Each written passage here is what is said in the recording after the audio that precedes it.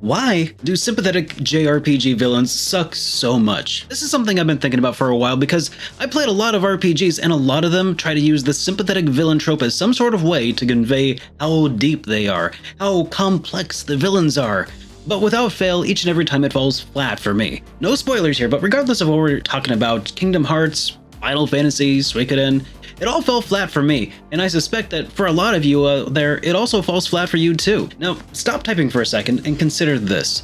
Your favorite game can still be great and not feature a great sympathetic villain. Your favorite game can have a sympathetic villain that falls flat and still be a phenomenal game in spite of the clumsy attempt at writing a good sympathetic villain. I think that most of the time when an RPG tries to create a sympathetic villain, they do a number of things wrong that, if corrected, could have made that game just that much more dramatic and emotionally engaging. So what exactly is a sympathetic villain anyway? When I say sympathetic villain, I'm talking about a villain or antagonist in an RPG, but it honestly could be any sort of story in which the villain has motivations with which the player can sympathize and understand. At least that's the idea. But whether or not that actually happens is down to the execution, of course. And that execution is most often flawed in three main ways that I'll refer to as the motivation and therefore the villainy and the revelation. The motivation of a sympathetic villain is at the heart of the concept of a sympathetic villain. This is going to be what causes the villain to become a villain, and to be sympathetic, this has to be something relatable, at least on some level. Often there's some sort of tragedy that sets the villain down the path that culminates in their interactions opposing the heroes of the story. Ow! My toe! Curses!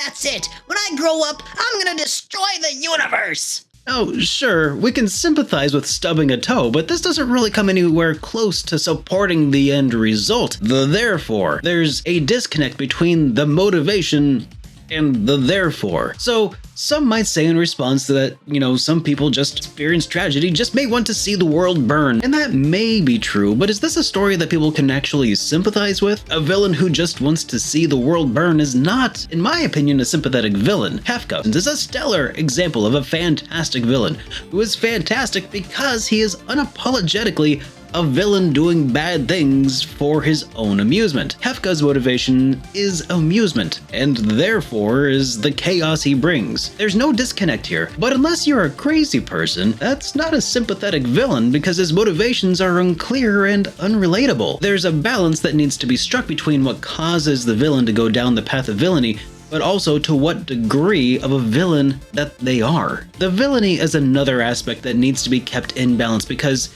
there is a point at which the evilness of the villain is so great that the motivation cannot possibly support the therefore and remain sympathetic.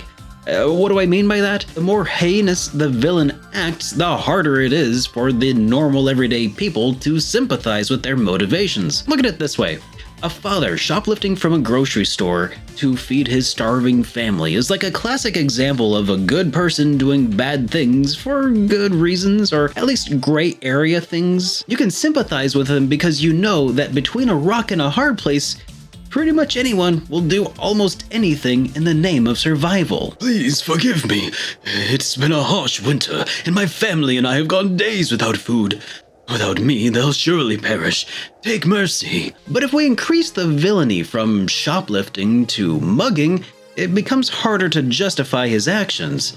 Further still, breaking and entering and murdering somebody in their sleep to steal their belongings, that's completely unjustifiable. So to balance this out, we have to increase the motivations, maybe make the story more about a revenge instead of a starving family. Maybe he's avenging the death of his daughter or something. It's a balancing act. You bastard! You killed my daughter! The city guard have done nothing, but now you will pay with your blood! And the real big problem with this balancing act is when RPG designers decide to make the sympathetic villain the BBEG, or the big bad evil guy, the one who pulls all the strings, which has resulted in the deaths of dozens, thousands, or maybe even millions of people. When the big bad evil guy is bringing about the end of the universe, which is frankly often the case at the end of a JRPG, how do you balance that level of destruction to bring us back to the sympathetic balance? Personally speaking, you can't. No tragedy, no matter how tragic, is ever so bad that my mind hears, Therefore, the world must end. And my brain says, well, yeah, he's kind of got a point, And last but not least is what I call the revelation. This is the point at which, and the method in which the game reveals to you, the player, that the villain in question is in fact a sympathetic one. And this is where games drop the ball most often, because they treat the sympathetic villain trope as a plot twist in the final act of the game. You have finally fought to the top of my tower, made of the skulls of children who died in the war that I have started, and now we shall cross blades. But first, I tell you my side of the story. You see, that guy who started this whole thing, Links and High Waters, hit my dog with his car when I was 5 years old, and that's when I knew that I needed to summon the god of destruction to bring about justice. Telling me that I need to start caring about the bad guy at the end of the game is a little too late. You've already missed a huge opportunity to bring a wealth of drama to your story. You want to stretch it out, milk that sympathetic villain for all they're worth. Make the player feel bad that they have to fight the villain. If you want to make me fight a sympathetic villain, you should make me love to hate fighting them. Show me early on what their motivation is, so it hurts me when the confrontation eventually comes to a conclusion. After I've had the time to get to know the character and mentally digest their circumstances, build up a rapport through repeated exposure and interaction, don't just give me the M. Night Shyamalan twist at the end of the game. But there was actually an okay person the entire time. That doesn't build drama. So then that's a bunch of what not to do's for all of you RPG scriptwriters out there, but let's come up with an idea together for a sympathetic villain who could actually work. First, let's start with a motivation. Why are they a villain? What is putting them up on the opposing side of my hero? Well, maybe we can make them a reluctant villain. Maybe they don't necessarily want to oppose the hero, but their hand is being forced. Careful now, we're getting pretty close to another trope of mind control, so let's not go there, but perhaps some piece of leverage is being applied that makes the villain act outside of their interests. They're being controlled maybe not by mind control, but how about money? Or how about we make it a little bit more tragic than that? The hero is a villain in some way. Or perhaps the actual big bad evil guy, the BBEG, is threatening the life of the villain's family. Could this be a hostage situation? The therefore could just then be whatever needs to happen to keep the family safe. Or if they're biding their time so that they can rescue their own family. The therefore might be to do the least damage possible while keeping their own family safe. And that seems like a pretty sympathetic stance to take, in my opinion. And for the revelation, I'd say early on in the game. Show the player the character's daughter being abducted. No, wait.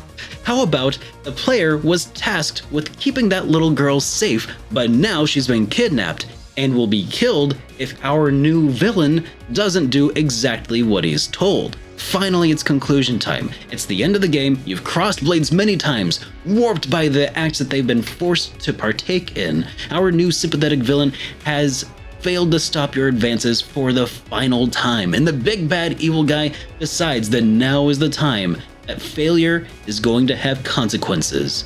Killing the little girl before our heroes and sympathetic villain's eyes, before vanishing without a trace. It's now just you, your hero, and the sympathetic villain, used and emotionally shattered with only 3 people to blame. 1, the big bad evil guy, and he is gone.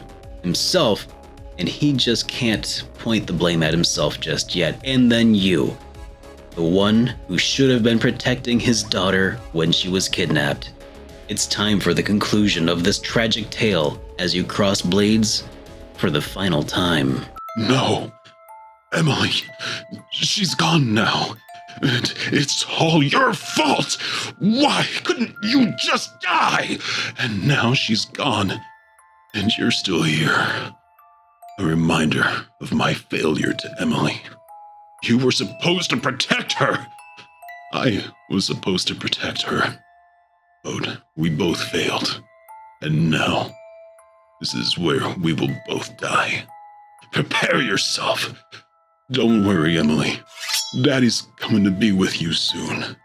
Now, I'm not a writer, but I wrote this in a couple of hours, and I'm sure that it could be even better with a bit more work. And with that in mind, I feel like it's clear that sympathetic villains in RPGs could be leveraged to be so much better, to add so much more drama to an RPG. Not all of them suck, but very few ever live up to their full potential. But that's just me. What do you think? Also, I hope you've enjoyed this new kind of video. Make sure you're subscribed because we do a whole bunch of RPG stuff here, and I will see you in the next one. Have a great day, everybody. And now we shall cross blades. But first, let me tell you my side of the story. That guy started the whole thing. Links and high waters.